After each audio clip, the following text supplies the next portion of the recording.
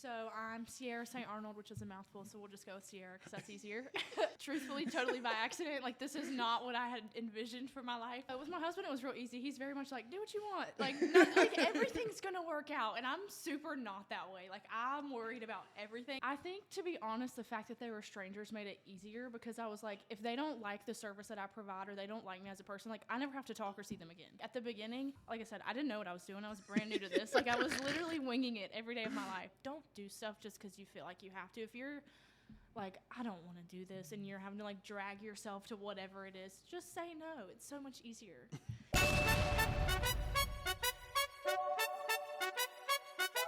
What's up, guys? Lift and Love. Lift and Love here. Where did you pull this question from? Why is that? Lift Love, crochet, we out. What's up, guys, and welcome to the Lifting Love podcast. You are awesome, and we're back with yet another episode. Just want to shout out our presenting sponsor today, Lake Hickory Pub Marina, where lake and life meet. But today's episode, we have a special guest on. It is Ciarra from Hidden Gems, not Gem, Hidden Gems Travel and Excursions. Howdy. How are you? I'm good. How are you? I'm so good. I feel like we've talked, but we haven't like really talked. Right. You know we what I'm saying? haven't done like a deep dive. Yeah, we haven't done a deep dive. So who are you, and what do you do for the people who may not know you? So I'm Ciarra St. Arnold, which is a mouthful, so we'll just go with Ciarra because that's easier. I am a travel advisor, so I do all like vacation planning and all that stuff, which sounds like super simple to most people, but it's a lot more than just like, okay, here's where you're going. So I do all the things from like your airfare, your resort, your cruise, whatever. Also, like activities you want to do while you're there, restaurant recommendations. The excursions part. Correct. So, like, the entire trip, not just, like, here's where you're going to stay. So, I do all the things. So my first initial question is, how do you even get? I know this might seem like such a basic question, but from someone who did not know that travel agencies existed until about 6 months ago, how do you get into a field like travel, like being in your own travel agency? Yeah, so to be honest, it was like totally by accident. I truthfully, totally by accident. Like, this is not what I had envisioned for my life. Like, I had a totally other job doing something totally different. And so then my husband like wanted to move out west, and I was like, okay, well, we don't know exactly where we're going, so I need to find something from home. And I literally just found it on the internet and was like, this could be fun. There is no way you found this on the internet. I swear. I found it on LinkedIn. I was like, this could be fun. We'll try it. And I really didn't know like what it entailed when I first started, to be completely honest, but it turned out really good. To work for somebody else, obviously? Yeah, so it kind of depends. So there's some where like you work like in a brick and mortar type place. Yeah. I don't do that because I like being at home, and that was kind of the whole point of why I started, was because I needed to work from home. So I have like a host agency, and they hold all of like my licensure and like insurance and all the like legal stuff. Oh, so kind of like a real estate broker where like right, you work under exactly. somebody. And then I'm an independent contractor. Gotcha. So, yeah. So it's like my own, but I have like backup. Gotcha. Yeah. And so what was so you found it on LinkedIn. Yeah. What was that like first experience like? Like you get the job, or well, you get the opportunity at that point. What was going through your head? Was it like, how can I do this? Yeah, I was literally like, so at this point, I had only had a passport for like 4 months, never been out of the country at this point. Like, Myrtle Beach was like our family vacation. Like, travel experience, kind of minimal, to be completely honest. But I was like, I'd always wanted to travel. And so I was like, my parents have been like business owners their whole life. So I was like, I could figure out the business side of it pretty easily. Like, I have like the resources for that. Yeah. But I was like, we're just going to figure it out. And I told myself, I started it like 4 months before we moved out west. So I was like, I'll give myself like 4 months. If it doesn't work, then whenever we get there, like I'll find like an actual job. And when did you start? December of 2021. So it just hit like 3 years. Hold on. Thanks. And so 3 years in. Yeah. Do you remember the first person that you helped book, and what was that like? So it was actually one of my mom's like high school friends, and I was like, thank God it's like somebody I kind of know. So if I screw this up, like it'll kind of be okay. It's not like a stranger. Yeah. And honestly, I had literally no idea what I was doing. Like I knew how to research trips. Like I had planned all my own trips before that. But I was just like, I did everything, and then I like went to like my mentor person. I was like, am I doing this right? And she was like, yeah, everything looks great. I was like, perfect. I was so nervous. And like, obviously people book their trips like months in advance. Yeah. So I like booked it, and then I had to wait like 6 months for her to travel. And I was just sitting there like, okay, now we just wait. Like, this is stressful. Speaking of stress, is that the most strenuous part? Because like you said, I mean, some people, I know people who have like 2026, 2027 booked. I'm like, I can't plan my life that like 6 months, maybe a year max, Right. and not stretching it. But like, is that the most stressful part? Like you book it, you get everything done, and now you're just sitting there, you're like, yeah. okay, what's going on? For sure. It's like the waiting game. It's like, that part's not as stressful. It's just like you're waiting, like, are they going to cancel? Are they going to need to change all these things? Because you have that happen too. Like, you know, life happens, and people that plan way far out in advance, like sometimes they do have to cancel. So then that's like a whole other thing that you're just like waiting for the ball to drop and hoping for the best. But then I would say the other most stressful part is like their travel to get wherever they're going. It's like, please let everything go smoothly. No rainstorms, Yeah. no nothing. No snow, which I just dealt with. Like literally that big snowstorm we just had. I had 8 people trying to fly out of Charlotte, and they were like, yeah, your flights are canceled. Perfect. This is exactly what I wanted to happen. Yeah. And then like, so I have to ask, because I'm just genuinely curious, travel insurance. Mm-hmm. You get to, you know, you book your thing. I've never booked with somebody. I've only booked myself. You get to the bottom, $50-something to protect your thing. Is that a scam, or is that actually a real thing? No, it's a real thing for sure. Okay. And I like talk about this a lot to my clients. Like, to be honest, I don't book anyone that doesn't get it, just because people spend a lot of money on trips. And a lot of times, like, even if you're like, I'm not going to cancel, it's like, okay, but it covers more than just if you have to cancel. So like if you have like a medical emergency whenever you're there, like I do a lot of international trips, and U.S. medical insurance doesn't work outside the U.S. for the most part. So, like, I had somebody, they went, and they were, like, an older guy. They had a stroke while they were in Mexico and had to go to the hospital. So, it's like... Whoa, the middle of the trip? Yeah. Like, and you can use it if it's in the middle of the... It's not just the day that you go... Yeah. Oh, I didn't even know that. Yeah, so it's, like, for the entire trip. And obviously, it depends on, like, the policy you get. But for the most part, it's for your entire trip. So, like, it's medical stuff. If your bags get damaged by the airline, it'll, like, cover to replace things. If, like, for example, snow, like, if you end up not being able to go until the next day, it'll, like, refund you your money for the night that you missed or whatever it looks like. So there's a lot more to it than just, like, oh, I'm not going to cancel. And I think that's where a lot of people don't realize that's how it works.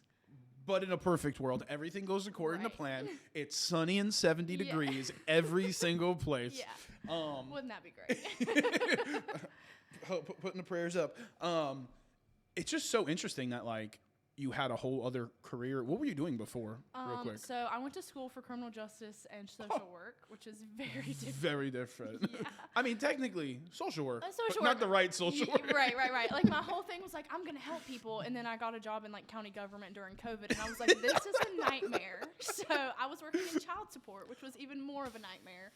And I was like, yeah, I don't want to do this anymore. I was coming home every day, like, I hate my job. I hate my life. This sucks so bad. What's the expression? Overworked and underpaid? Yeah, for sure. I'm like, I am not getting paid enough to deal with all these people calling me about whatever they got going on. Like, no judgment to what people got going on, but sometimes I'm just like, you're not making good choices, and I don't know what to tell you. Like, that is not my problem. So now you're doing the travel thing, and like, it's just so interesting that like you have this whole other life. Yeah. And then you jump into something that is completely unrelated. Yeah. Was that scary? Like what went through your head honestly, like during that time that you were making the decision to be like, I'm gonna leave the only thing I really know that you got a degree in? What was that like conversation like with your husband, or what was that conversation with yourself? Yeah, so with my husband it was real easy. He's very much like, do what you want. Like, like everything's gonna work out. And I'm super not that way. Like, I'm worried about everything. And like, I was going from a salary job to commission only. Wow. And, like, that's a big jump, especially with travel. Like, you don't get paid until they come back. So, like, I might book a trip for next year, but I'm not going to get paid until next year, like, usually, like, a month or two after they come back. So, it's like a waiting game. Whoa. And then if they cancel, then I don't get paid at all. So, it's like... Oh, my gosh. Yeah. So I literally could not do that. Yeah, it was terrifying. And I was like, that's why I said, I was like, I'm going to try this until we move, because I was still working my full-time job and, like, running my business on the side, like, when I was not at work. And so I was like, well, I'm going to try this, and we'll see how the first, like, few months go, and if they don't go well, then, like, I'll just find something else. So I was like, but at the same time, I was kind of like, I have to make this work. Like, I've got to figure it out, because once I started, I was like, I really enjoy this. Like, it's a lot of fun, like, not just because I can make my own schedule and, like, work with who I want to work with, but also, like, I enjoy planning. Like, I've planned all of our trips. Like, it was just exciting for me, and coming from a job that drained the absolute life out of me, I was like, this is great. So luckily it worked out, but I was terrified for sure. I was like, we're just going to see where this goes and hope for the best. But I was literally working, like, all day at my regular job, and then I would come home and work my travel business. So did it start with you, like, just reaching out to, like, friends and family, or was it like how does someone watching this, they're trying to jump into the field like that, like, where do you even start? Yeah, so I had always heard, like, you don't do business with family, like, your family will be your worst clients, and that's true. Like, to be honest, still to this day, I don't really book for my family. My family doesn't really travel like that anyway, but I don't book for family. But I did a lot on, like, social media, just because that's what I was comfortable with. I mean, when I started, I was 21, 22, so, like, social media was kind of my thing, I guess. And so that was kind of like, I just started posting videos. Like, I went on my first trip to Mexico, like, 3.5 months in. And so I was just, like, making videos, because I was a first-time traveler. So I was like, I didn't know any of this stuff. So I started posting about that. And then that, like, brought people in, because they're like, oh, I've never traveled either. And, like, this girl kind of, like, they could relate. So I was, like, posting on TikTok, and that's where pretty much all of my clients came from, like, the first year, to be honest. And then so now you're just, like, booking for random strangers that you've never met. Yep. And, like, and it's actually crazy that people just were like, here's my credit card information, and, like, thank you, but also I could scam you. Yeah, I could. I'm not gonna, but I could. Like, you guys are really trusting. How, going from a job where it's like you said, your salary to commission, you have to trust, and I've had this conversation before with people on, you have to trust, like, complete strangers. Mm-hmm. They might become friends, and they might become people you get to talk to, and you probably have people who reoccurringly book with you. But initially, they're strangers. Correct. How does that mindset, especially for someone who, like you were saying before, you're, like, very much, like, freaking out and all this. How do you get comfortable, or how did you get comfortable letting complete strangers basically dictate if you were going to be able to feed your family or not? I think, to be honest, the fact that they were strangers made it easier, because I was like, if they don't like the service that I provide, or they don't like me as a person, like, I never have to talk or see them again. That's a really good way of looking at it. Yeah, like, if it's friends or family, it's like, okay, I still have to go to Christmas with them. I still have to, like, go eat lunch with them. And then it's like, are they still going to be my friend? Or, like, you know what? I think it's harder when it's, like, people you know, because you're like, you really want to impress them. And I think you stress yourself out more than if it's people you don't know, or at least for me. That's 100% true. That's actually a really good way of looking at it. So that was a weird noise. That was just, like, such a random noise. I was like, damn. So getting into it how you did, do you have any, like, regrets? Do you have any, like, things that you would have done differently at this point? I mean, I know you're only 3 years in, but 3 years in is a long time. For a small business, they're like, if you don't make it within I think it's like 3 or 5 years, like, you're probably not going to. Yeah.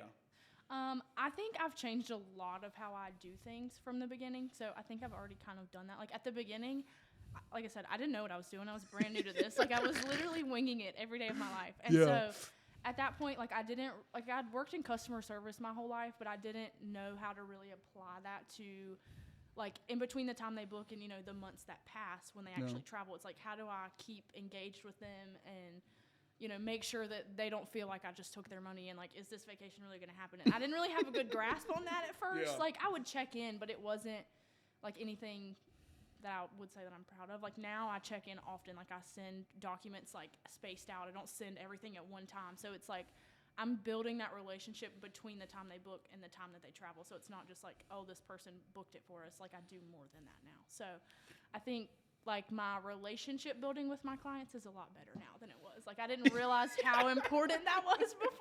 I was just like, okay, great, they booked a trip. Perfect. Here's all the information at once. Fill it out at your earliest convenience. Yeah, like, not to overwhelm you, but here's everything, because I don't know what I'm doing. Not to overwhelm you, but I'm going to overwhelm you. So welcome to travel anxiety. Exactly. So what can people expect? Or what does the process even look like? Let's say obviously, I'll just use me as an example because I truly have never used an agency. Hey, Ciarra, I want to do X, Y, and Z. I want to go to Mexico. I want to go to Puerto Rico. I want to go Italy, Spain, wherever. Yeah. What does that from the first contact look like to actually booking and you sending all the travel anxiety over? I don't do the travel anxiety anymore, I promise, because I realized people were like, what's going on? But every agent does it differently. So obviously the way I do it will be different than other people. But the way it works for me is I make you schedule like a consultation with me first, because I used to not do that and I would just try to give people trips, and I realized like this is probably not the best option for what they want, because I wasn't really getting to know like every little nook and cranny of their wants and needs. So I do the consultation first. I usually do them on Zoom just because I can like see them. They can see me. Like, I'm a real person. I'm not going to steal your money. Like, I'm not taking your credit card information and just scanning it. And it just like, I think it builds like the like, no trust thing, because they can see you. And like, I don't just get on there and be like, okay, so about your trip. Like, you know, I talk to them like, how's your day going? Like, I get to know about their family and what they do for work and things like that. So I get to know them a little better, which also helps me with like their travel preferences, because I know if you have little kids, that's going to be very different than if you're just traveling with like your husband or somebody. So I do the consultation. It's usually like 30 minutes. I get to know, like I ask lots and lots of questions about their interests, what they want, like what's most important to them, things like that. After that, I'll send like a big, long recap email just to make sure I didn't miss anything and make sure they're like good to go, like this is exactly what you're wanting. And then after that is when I work on their like proposal. So I send what I call my first and best proposal. So I don't overwhelm them with a ton of options. I'm like, based on everything you told me, this is like where I think will be the absolute best fit for you. It checks the most boxes, you know, so on and so forth. And I'll send that to them. And if there's anything they either don't like or want to change or want to add or whatever that looks like, then we can make those edits. And then at that point is when I'll get like their IDs, their passports, whatever I need to actually enter all their information. I'll send them an invoice, and then it's booked and we're good to go. And then between the time they book and the time they travel, I'll send like know before you go information, like packets of like these places you could visit for like restaurants, or these are activities you could do, things like that. Now at this point, I feel like it's probably more automated where you already have all this information. But like at first, was it like you had to go and create these documents, or was it like you had some type of catalog? It kind of depends. Like some destinations that I'm super familiar with, like I made them myself, and then there's others like I'm familiar with, but I wouldn't consider myself like an expert, you know, of every little thing that's there. So there's like subscriptions and classes and things like that have like guides and templates that I can use. So it's a little bit of both. That's so interesting. Again, I think it's so cool. I don't know anything, so I hope you're okay with me asking this next question. What does the pay structure look like on something that's commission only? Because you're not booking, real quick, you're not booking like little one-day getaways that are like $200. You're booking. I could, but I don't really. But you're booking a week-long cruise or this or that, like with excursions. It's got to be pretty expensive. So what's that commission look like? It kind of depends on a lot of things. So it depends on what exactly it is you're booking. Like a resort's going to pay more than like an excursion, obviously, because the price is different. So and then each vendor is different. So like some cruises pay like 10%, some pay like 16%. So of like booking the price? Yeah.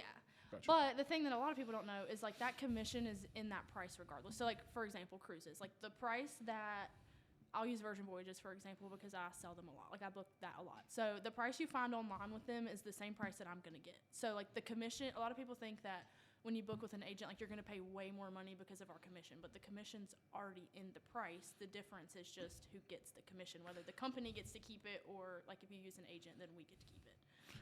So that's so interesting. So it's already calculated because at some point not everybody's going to know how to book a vacation. And also there's people who obviously find people like yourself. Yeah. So like, that's actually not that bad because that could be a pretty, but obviously you need volume, right? Because 10% of even like $5,000 is only $500. Exactly. It's like I can't live off of that for a month, you know.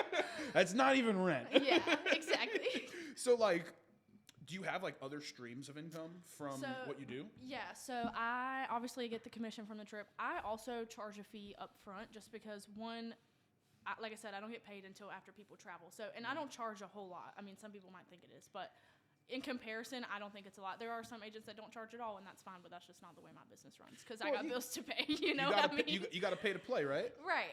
And it also helps, like, a lot of times people would come to me and, like, they want prices for something, but they were never going to book it with me. So I'm spending time on something that was never going to pay me anyway. So it kind of helps me, like, cut out the people that aren't really valuing what I do, and they were never going to book with me anyway because I could be spending that time on somebody that does want to book. Actually wants to book, yeah. So I charge a fee up front, so I make that money obviously like right away before I do any work. And then I also have like an Amazon storefront that I'll send like vacation must-haves or like something like that. Oh, you do like the commission codes, like the affiliate programs? Yeah. So I do the Amazon, and I don't make a ton of money off of that, but like it's a little something. Yeah. So I'll take it. And it's not like I do it for the money. Like I do it because I was sending this stuff to my clients anyway. So like I might as well, if they're gonna buy it, like I might as well make some money off of it. Yeah, and just for people who don't know, affiliate programs are like pennies on the dollar. Literally, it's like you gotta sell a lot of stuff to make you gotta do volume, or the product has to be like you really just gotta do volume. Yeah. I don't think affiliates do like percentages of sales. Yeah, It's like it's like per. It's item. volume. Yeah. So I do that, and then I have a part-time job too, but that's mainly just to get me out of the house, to be honest. What do you do part-time? I'm a server. Like I wait tables. That's awesome. Like 3 days a week. I didn't even know that. Because I work from home, and like that sounds great in theory. It's not. But like it's very like lonely sometimes, and like I'm home with my 16-month-old. Like I love her, but I can only take so much of being with the baby all day. And then, what does your husband do? He is an electrician by trade, but he also like does what I call cowboy stuff. We went out west. He does he trains horses, breaks horses, sells horses. Wow. When we were out west, he was like a hunting guide and trail ride guide. It's like a mouthful. I just say cowboy stuff because I don't really. He was a cowboy. Yeah, he was. Yeah. And then you said you have a kid as well. Yes, I do. How was the experience? So I'm about to have a kid. I'm having a boy. Mm-hmm. Little boy's gonna be, by the time this episode comes out, he'll probably be like a month old, a little bit, which is crazy to think.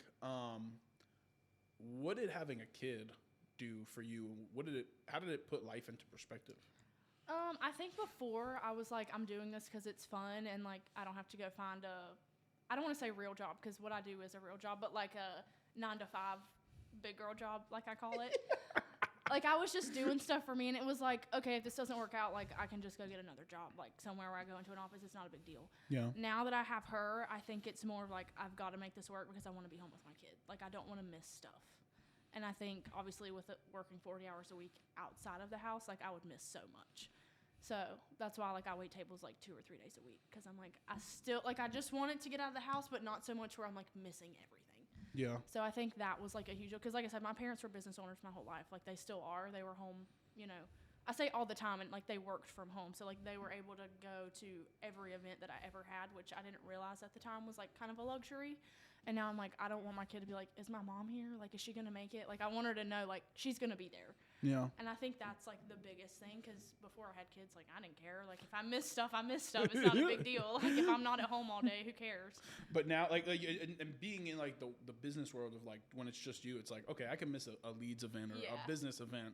But now it's like that your kid only has so many of these events until they're older and they're grown and they're living their own life. So it's like, it's kind of crazy, and I've been thinking so much about it just because, again, it's fresh on my mind. I'm about to have a baby any day now. It's just, like, so crazy how, like, it puts your, like, life into perspective where it's, like, it's so much easier just to think about yourself and not have, like, the extra worry. For sure. Could you imagine what your life would look like without your daughter? At this point, I would say no, just because, I mean, she's 16 months old, so she hasn't been around that long, but, like, long enough for me to be, like, because before, to be completely honest, I didn't want kids. And then, like, randomly, I kind of was like, a kid might not be so bad. And now I have her, and I'm like, I don't know what my life was like before this. Like, it's stressful and it's chaotic, and some days I, like, want to rip my hair out. But at the end of the day, like, she goes to bed, and I'm like, dang, I kind of miss her. Like, Wake up! Yeah, like, get up and hang out with me. You said you moved out west. Yeah. Did you move and come back? Yes. And you always lived here? So I was born and raised here, like lived in basically the same house my entire life. Like my parents literally still live in the same house that like I grew up. Well, right next door to the house I grew up in. Like all of my family like lives on the same property. So I lived here, and then me and my husband moved out to Colorado when I was 21, 22.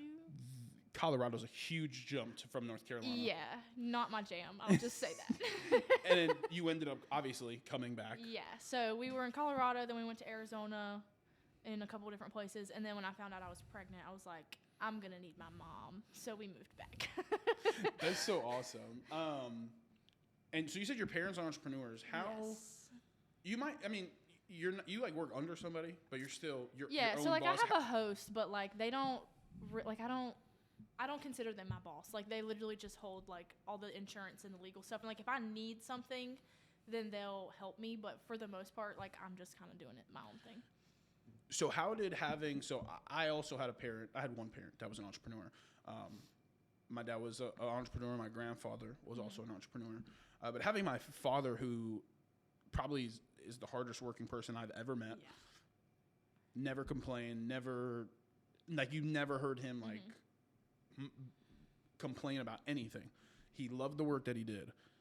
How was it that influence of having your parents, who also are entrepreneurs, help you in the role that you're in now? I don't know. I don't think I really realized that it was like influencing me at first. Like, yeah, my parents worked from home my whole life, but I never like grew up being like, oh, that's what I want to do, you know? But I think now, especially after, like I said, after having a kid, I think it made me realize like, oh, we were able to do all of these things because they owned their own business. And like, I kind of want that same thing like for my kid. So I don't think at first I really realized, but now I think that's definitely like a big factor, is like seeing all the potential that like what our family could be doing, instead of like, oh, we have to ask off work to go do this, or, you know, am I going to miss, you know, am I going to be 20 minutes late to something because I couldn't get off work in time or whatever. So I think that was a big thing, because I mean, like I said, my parents still run their business, and like my kid's at my parents' house right now. Like they watch her all the time for me, and like we spend a lot of time over there, and it's still like they can work when they want to, and it's like, that's so nice. Like obviously you still have to work. Like you can't just take 2 weeks off and expect your business to continue to grow, but like there's a time and a place for everything. And I think they don't put too much pressure on like, oh, I have to do this right now. Like it'll be there when I get to it. I'm gonna like cherish the moments that I have with like doing things that I enjoy outside of work, if that makes sense. No, it makes perfect sense. You know, another thing I find so funny, it's like when I got into social media and content creation 4 or 5 years ago, I never thought that it would be what it is now. Right. I mean, obviously, a video podcast changes kind of everything. Yeah. You know, you don't expect to be doing something like this. You kind of just fall into it. Yeah. So, like, for me, again, I only can speak on my experience. Right. I never like to think of or put myself in somebody else's shoes. When you got into this originally, is this what you thought it would look like 3 years later? No. Not at all. Like I said, when I first started, I had no idea what I was doing. I was like, I don't even know if this is going to make it 6 months. Like I'm like you said, I was literally putting my trust in complete strangers, and I'm like, this. Like I had seen it work out for other people, and like I became friends with other travel advisors that were like doing really well and supporting their family and retiring their spouses so that they didn't have to go to work, and like they could just do their own thing all the time. And that looked really great, but it kind of just felt out of reach. Because, I mean, like I said, I was 21 when I started, 22. So, like, I was still very young, and I was like, I don't know if people are going to take me serious. Like, they're going to look at me like, oh, this young girl, like, she doesn't know what she's doing. Like, she doesn't know how to run a business. And so I think that was kind of like a fear at first. And then people started trusting me, and then they kept coming back. And I'm like, and then they were referring friends to me. And I was like, this is kind of working out for me. So this is cool. I just want to take a minute and say thank you for making me not the youngest person at all of these networking leads meetings. I was the youngest person for my first year here. So thank you for taking but we're only like a couple months. How old are you? 25. And when's your birthday? August 20th. So we're literally actually, I guess we're actually a year apart. But I'm 26. Still, in your 20s, like having a decently successful business is like not something most people think is going to happen. I feel like. Yeah. Like I feel like a lot of people come into like having a successful business like a lot later than that. No, for sure, and I didn't. I was in the same boat as you. Like when I started, I was just throwing shit at the wall. I mean, is this going to work? I don't know. We'll see. We'll see. Hopefully it does. If not, I guess we'll try something else. Like the willingness with the clients I had in the beginning, that were just so down to try anything, whether it was changing, the video quality or changing the lighting or changing this or changing whatever it looked like. How do you feel like the past 3 years, like just being so adaptable to like, again, starting off by not knowing what you were doing to now kind of having this structure? What do you feel was the biggest influence in that? And when did you really change to a more structured approach? Because I feel like in business, again, I can only speak personally, the first 6 months when I was doing it was so unstructured. I mean, I didn't even have invoices. It was so bad. But now like when I do quotes and when I do I have like Law Depot, phenomenal website, contracts, all this stuff. I didn't know what I was doing at first. So like adapting to a structure, was it hard for you, or did it bring you some type of clarity? I think at first it was hard. I mean, I used to send proposals that I made in Google Docs. Like when I tell you it was like a Word document, and I was like copying and pasting and praying to God that the format would just work out. And now I have like a website that I pay for that like sends them, and they're pretty, and I don't have to worry about all that. It's so much easier now. And like I have like templates and like actual terms and conditions and contracts. Like you said, like before, if I were to go back and look at my client files from the first year, I'm just going to be like, I don't even know where they went on their trip. I don't have anything. Who booked this? Yeah, who even was this? But now it's like all so organized and all of that. But I think just like getting into it and realizing I'm not organized and this is stressing me out. Because generally I am a very organized person. Like I am a very structured, routine, like all of that stuff. So I think going back, especially around tax time, when I'm like, what the heck is this bookkeeping I was doing? I'm just like, this is stressful. So I learned from other travel advisors, like, this is kind of what they're doing. Maybe I should do something similar. And then I've taken courses and things like that just help. But it just made my life so much easier to have structure and automation and all of those things. Because obviously I can still personalize it, but it's not like I have to start from scratch every single time. Yeah. And it's not just in like a notes app on my phone that I copy and paste from like it was before. What a lot of the stuff I like talking about is like lessons and like the trials and tribulations you go through, especially as an entrepreneur. What for you has been the biggest lessons, maybe about yourself, maybe about business? What's been some of the biggest lessons you've learned over the course of the past 3 years? I think the biggest one is to just always be like truly yourself, because at the beginning I was kind of trained not to not be myself, but I had this idea in my head that I had to be this like prim and proper professional whatever, or people weren't going to take me serious. And I think part of that was because I was so young. I didn't want people to look at me and be like, oh, she's just a 20-year-old. She doesn't know what she's doing. Yeah. And I learned very quickly that, cutting up and making jokes and doing all those things are what made people like wanting to work with me. And just like, I'm the type of person, if something comes to my mind, it's coming out my mouth, even if I like maybe don't want it to. And I was so afraid of that at first. Yeah. But then I realized, like, people think that's funny. Like, I'm being serious, but people think that's funny. Yeah. Or people want you to be honest with them. And I was kind of scared to do that with some people because I was like, I don't want to, like, turn them off from me or whatever. And I realized that all the people that didn't like that about me probably weren't my ideal clients in the first place. So it made things a lot easier when I was like, I'm just going to say how I would normally say it to somebody like they're sitting in my living room versus, oh, I'm this professional, whatever. And not to say that I'm not professional, but I just am very laid back. Like I'm not super strict about a lot of things. Like we have wiggle room for stuff, and I can say things off the cuff and people are fine with it. And I don't have to pretend to be this person that I'm not, because that was exhausting. If you could go back in time, I guess for both of us, it really wasn't that long ago. High school you, college you, that you were chasing a degree that you honestly didn't end up using. Yeah. What do you think you would have said? What kind of conversation would you have with yourself right now if you could go back in time and talk to high school Ciarra, college Ciarra? I think I would have told myself to like give myself more time to figure out what I actually liked doing. Yeah. Because in high school, I mean, you have the classes you have to take, and we didn't have a whole lot of like extracurricular figure out what you like kind of things. So like I'm also into like the social media stuff. I don't do that for a job, but it helps my business for sure when I do it. So it's stuff that I enjoy and that I was doing before I even had my business. But I think before I thought like you have to get a 9-to-5, you have to do it this way. Like if you do it any other way, it's wrong. And I didn't take the time to kind of figure out what I enjoyed. It was just always doing what I thought I was supposed to do, I guess. So that's what I would tell myself. Like, find a hobby or something that interests you, and if you can make it into a career, cool. If not, like, just find something that you like to do, because it sucks working all the time. Like, you gotta do something besides work. But you know what the funniest thing is, and I still catch myself today. Like, I work a job that I have to work 45, 50 hours a week. Yeah. I feel like I'm spending even more time now on my business than I was when I was doing it completely full time. Yeah. So it's kind of like, it's like everyone always says, like, you know, don't overwork yourself. But like, as an entrepreneur, it's so hard. It's literally in the job description. Yeah. Like, you have to make it work. So like, how was your time management skills? I think in the beginning they were horrible. Mainly because my husband wasn't home a lot when he was doing his cowboy stuff. Like, they were in the mountains, like on like week-long trips. So I was home by myself, and we moved to a brand new place. I didn't know a single person, and we were in the middle of absolutely nowhere. We didn't even have cell phone service where we lived, so it was a whole thing.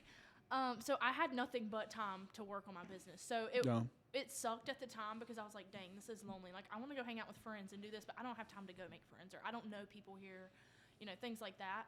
And then now I look back, I'm like, it sucked at the time, but it also set me up for where I'm at now, because now I have like business hours that I stick to. Like, when it's 4 o'clock, I'm not answering phone calls, I'm not answering emails. Like, I'm going to hang out with my kid, or I'm going to make dinner, or whatever that looks like. But I think they're much better now than they used to be. Because like I said, now I have like my strict business hours, and obviously people are like having emergencies or whatever. It's not to say I don't work outside of those hours, but I don't feel obligated to stop what I'm doing and cater to everybody else. Like, I have a life too. I don't have, like, when other people leave their 9-to-5 job, they go home and do what they want to do. They're not worried about work, or they're not working on work for the most part, I would say. Yeah. So it's like, why do I have to do that too? And I realized that I don't. So I do have a random question, because I did see one of your social media posts, and it says that you're a Dr. Pepper enthusiast. I am. I do love a good Dr. Pepper. I gotta ask, why Dr. Pepper?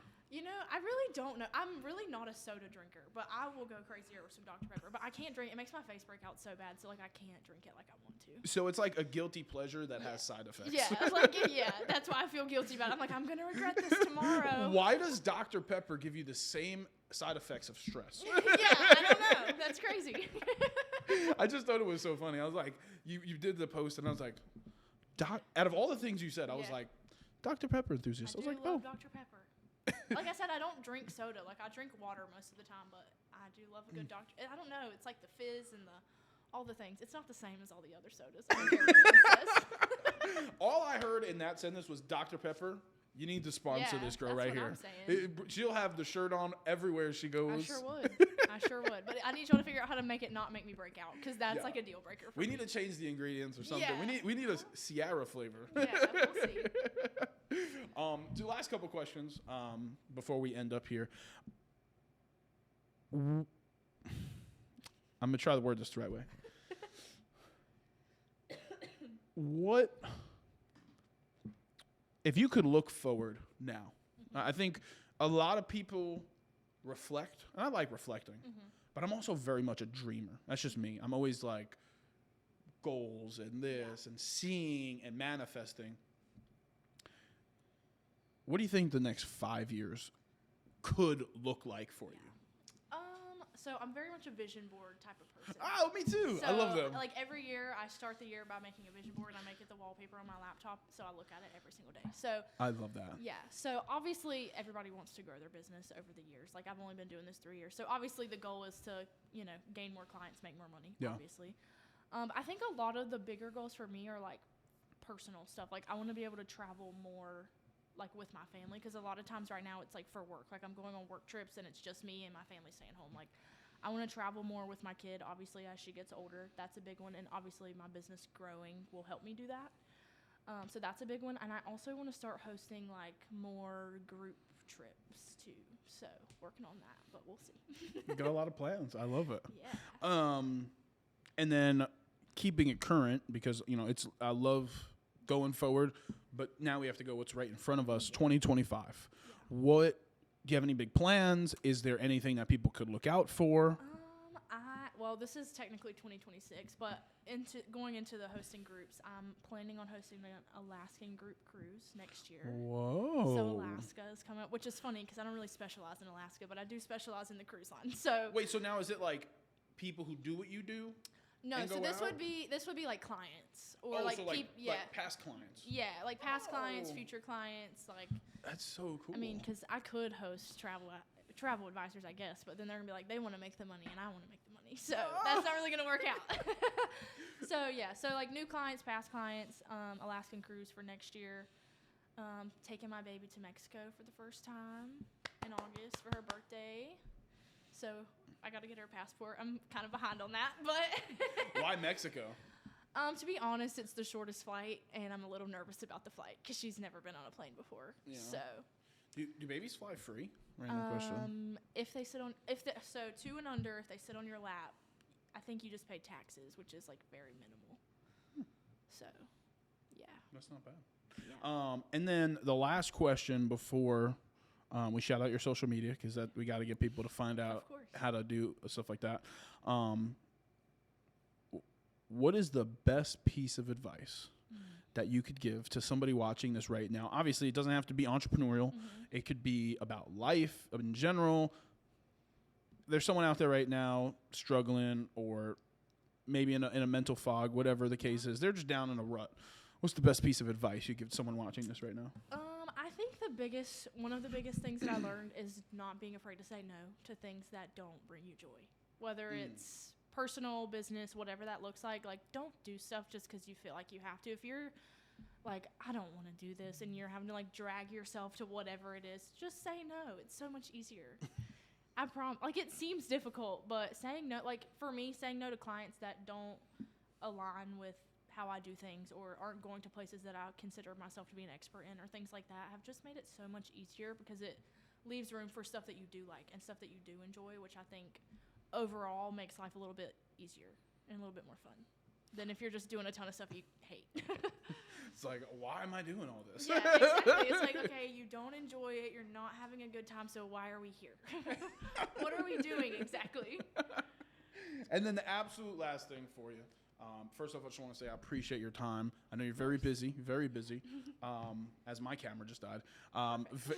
Very busy. Quick. I know you're very busy. So, again, thank you for your time. Thank you for coming out. I really appreciate it. Thanks for having me.